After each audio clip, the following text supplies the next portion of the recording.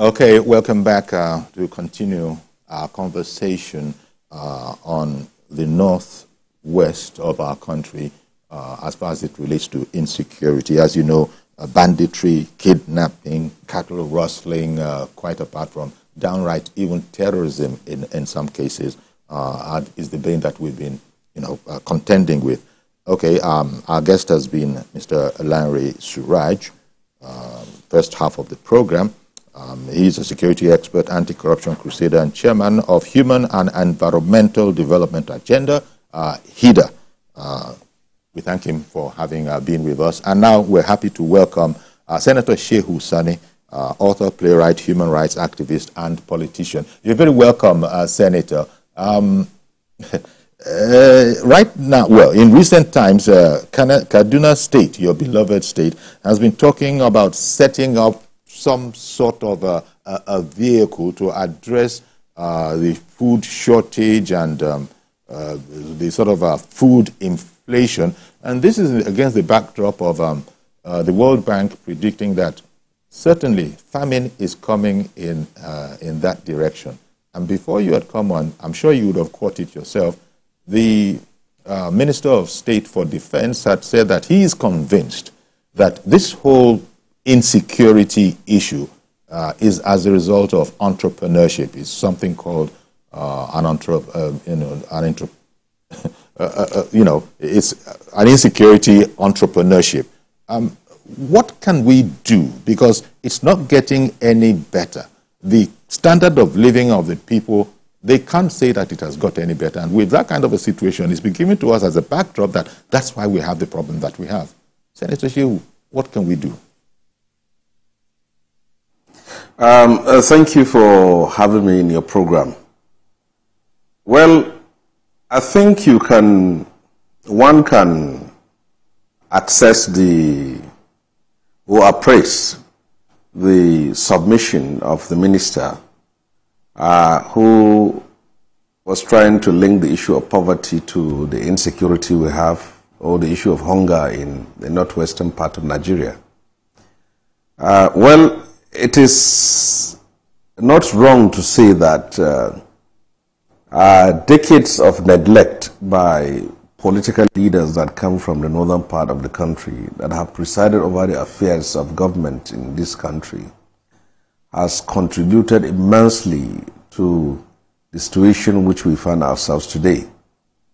I can remember sometimes in the 80s, under the Babangida administration, there was an introduction of a program called Nomadic Education. At that time, it was Professor Jibril Aminu who was the Minister of Education. That noble idea was later abandoned because the agency was underfunded and it simply became another bureaucracy.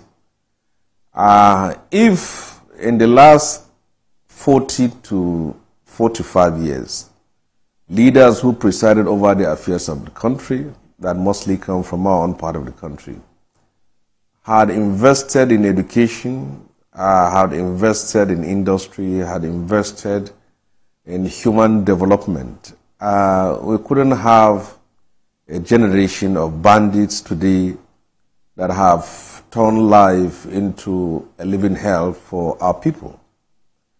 But despite that, poverty and hunger is not an excuse for insecurity or banditry.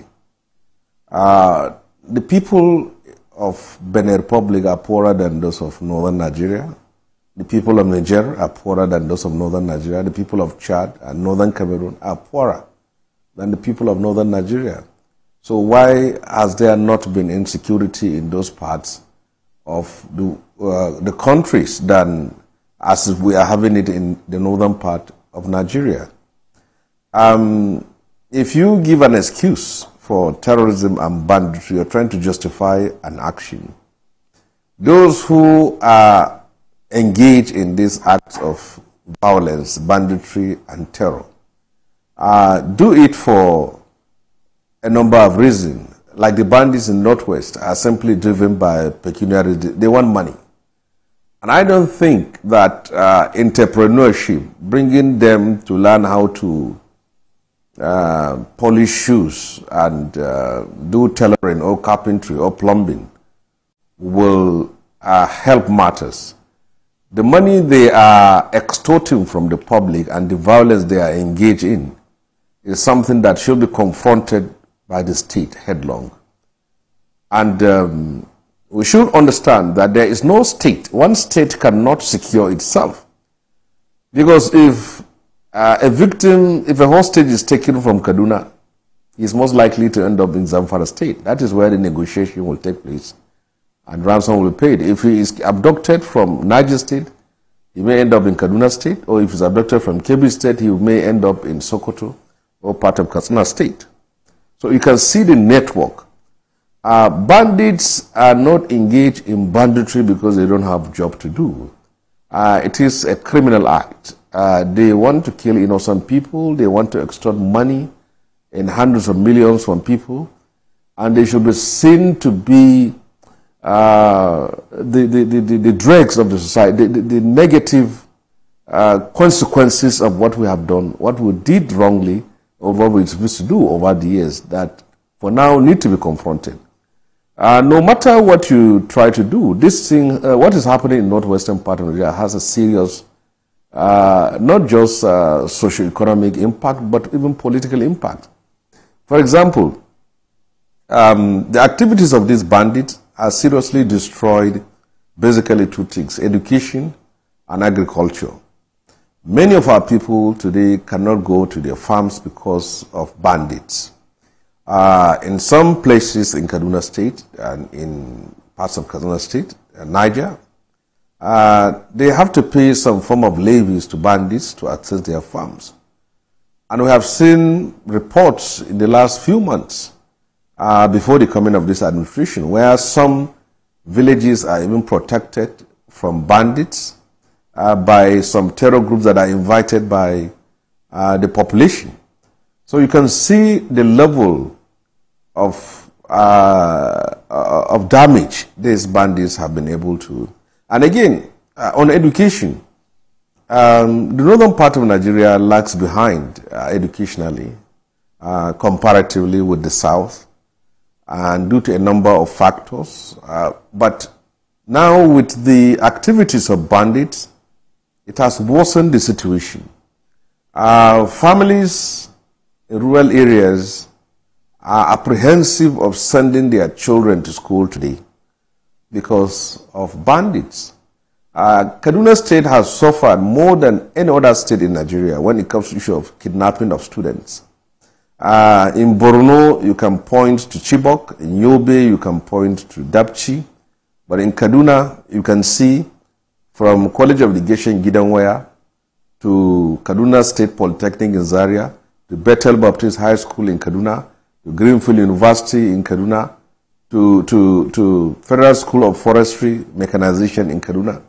And whenever this kidnapping takes place, our parents and the loved ones of these hostages mostly have to struggle and suffer to gather money to pay ransom. Many of them sold their properties, many of them go into debt, and this is how insecurity has destroyed the lives of our people. But I can say it comparatively. In the last 9 months, this government has performed better than the Buhari government in all ways, because you can see in the last few months, hostages from Sangaya School in Sokoto were released, and girls from Federal University in Gusau were released, and now we have Kaduna. And this is about prompt response and seriousness.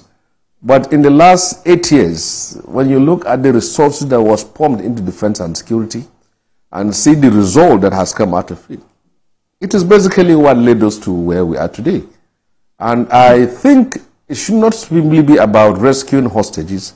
Our security priority should be about preventing bandits and terrorists from abducting people and then getting the whole country tensed. Yes. Exactly. And that is where we seem to be, quote unquote, almost helpless. I mean, because when one says that, it's so distasteful to the ears, but when one says that, it's because the bandits appear to be able to strike at will because they know that the security forces are limited in the extent to which they can extend themselves. Now, when Governor Diko Rada of Katsina the other day was talking about the inauguration of Zamfara State Zamfara State Community Protection Guard, talk to me about that, because we can't just fold our arms and do nothing. But these kind of efforts, whereas they must be commended, is there any other way? Because as I said at the beginning, these people, all these bandits, terrorists, etc., appear to be able to strike at will, and people will pay up anyway, even if government says we will never negotiate with terrorists and bandits and all of that. The people for their loved ones will pay up. You just gave us a very graphic description of how you put pressure here, they emerge there. You put pressure there, they emerge somewhere else. Well, you see, Zamfara State has become the breeding ground of terrorism in the northwestern part of Nigeria today. Almost 4 out of 5 bandits in the northwestern part of Nigeria either come from Zamfara, or they are networked in Zamfara, or they are being backed up from the terrorists that are in Zamfara State. But you see, one state cannot insulate or protect itself.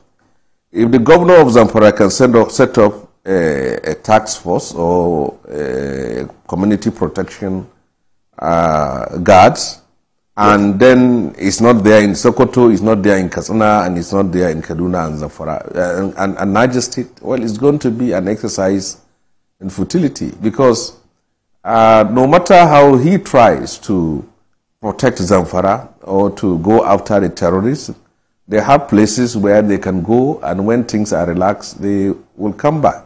So I would have preferred that the northwestern governors should sit down in Kaduna or anywhere and come out with a security strategy where they can set up a vigilante group that can be well armed, that are also local, and that can go after these terrorists.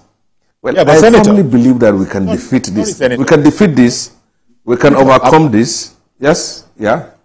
Senator, they have done exactly what you have said. They have pledged to come together and work as one integrated unit. So it's like, you might not have heard it. In fact, it was upon that occasion that Governor Diko Rada of Katsina was talking about the formation of this Zamfara state, whatever.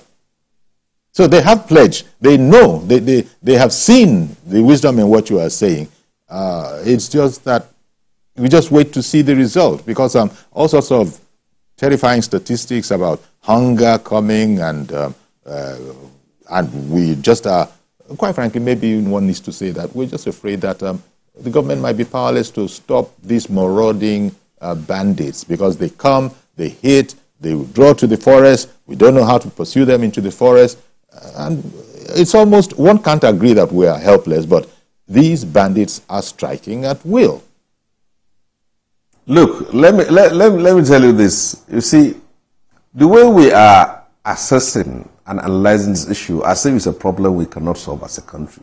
When you are elected as a leader, you are not elected to lament over a problem. You are to solve a problem. And it is because there are problems to be solved, that's why people are elected into office.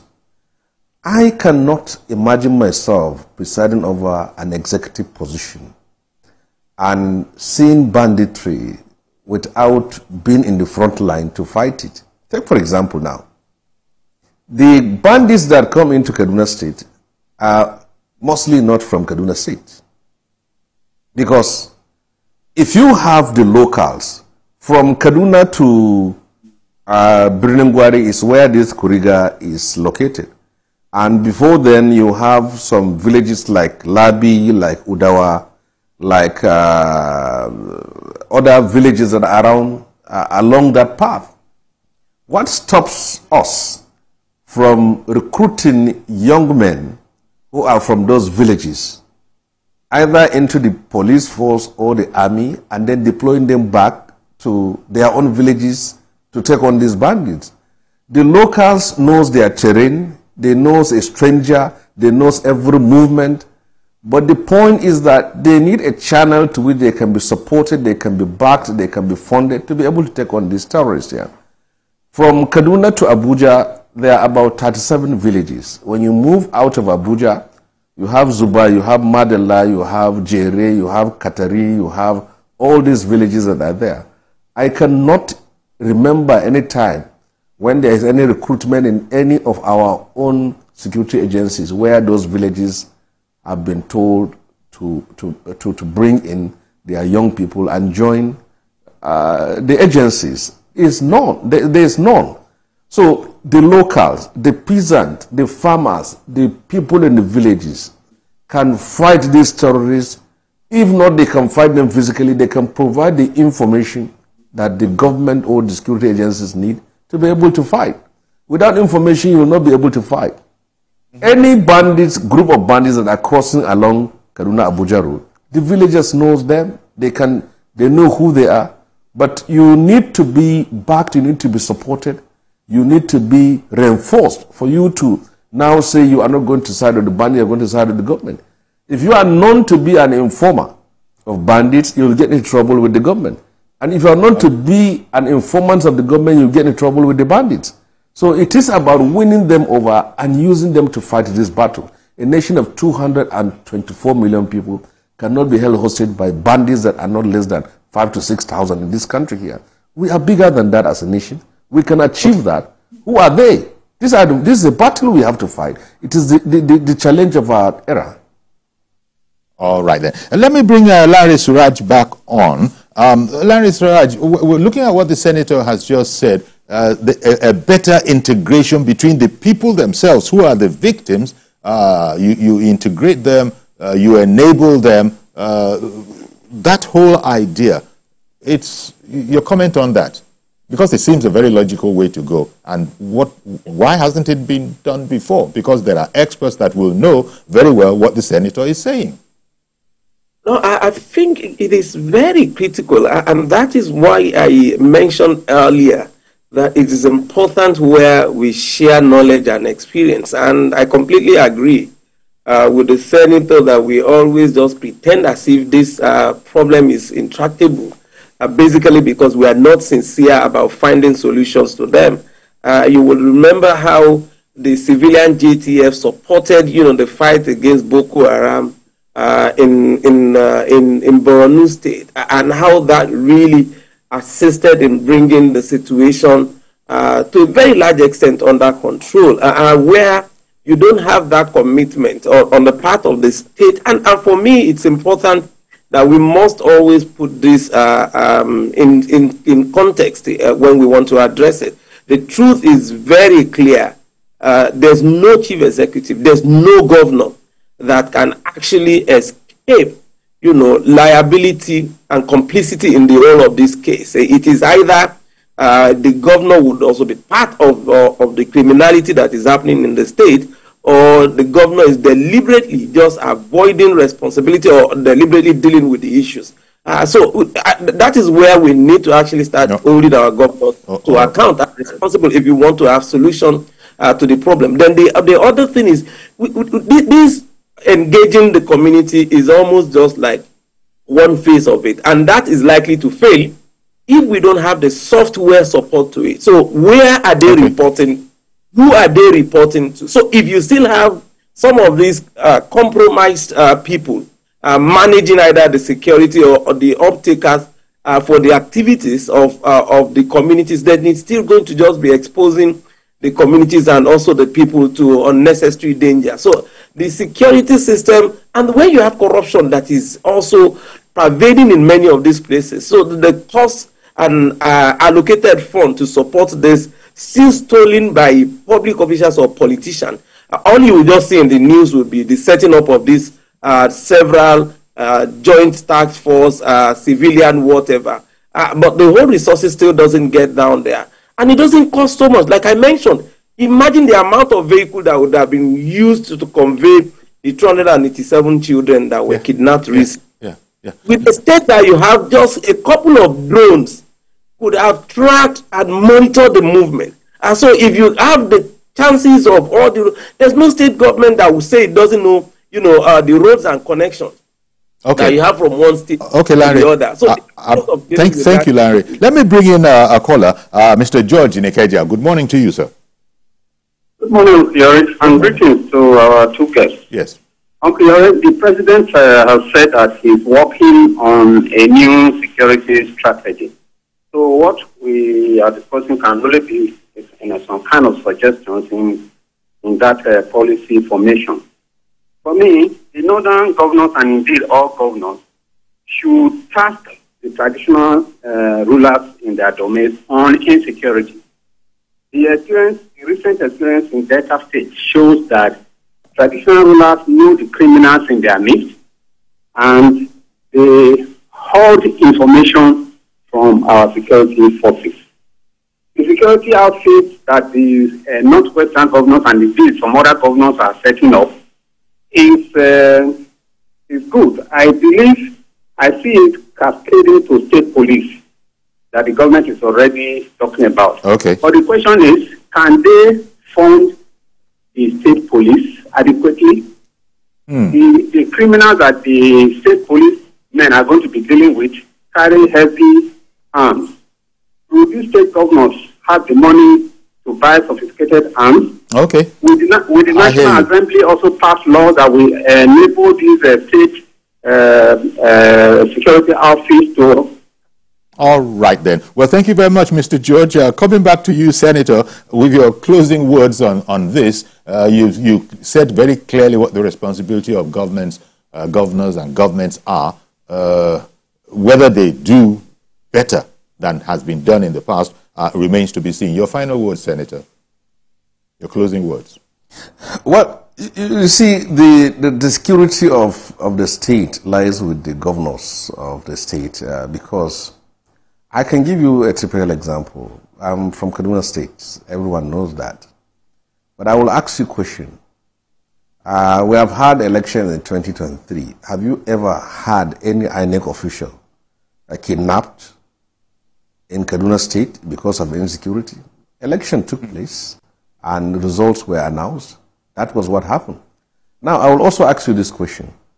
Do you have any video or any image of governors in the northern state that have bought about 50 to 100 vehicles and given to vigilante or security agencies for them to fight crime? They don't do that. So, like now, governors are getting more than, because of the removal of subsidy, they're getting so much money. It is time for them to invest in security so that this problem can be solved. You can't be waiting for the president to solve your problem when you know the problem is in your domain and you can address it. Support your security agencies, police, immigration, custom, civil defense in your state. You have the resources, provide them. Don't say they are federal establishment. Provide them with the resources, provide them with the vehicles and equipment they need to protect your state. It's only on the basis of doing that people can live in peace. If you don't do that, we'll continue to go around the cycle. North has to wake up to this reality. It's our people that are suffering. It's our people that are dying. It's our people that are being kidnapped. Time for action is now. I don't believe we cannot defeat terrorists and bandits. We can do it as a country. All right, then, with resolve. Thank you very much, Senator Shehu Sani, human rights activist and politician. Appreciate your time on our program this morning. Same thing goes for Larry Suraj, security expert, chairman of Human and Environmental Resources Development Agenda. We want to thank you very much, Larry, especially because of the time difference between us. We know it's a very, very early morning for you. Thank you very much for coming on the program as well.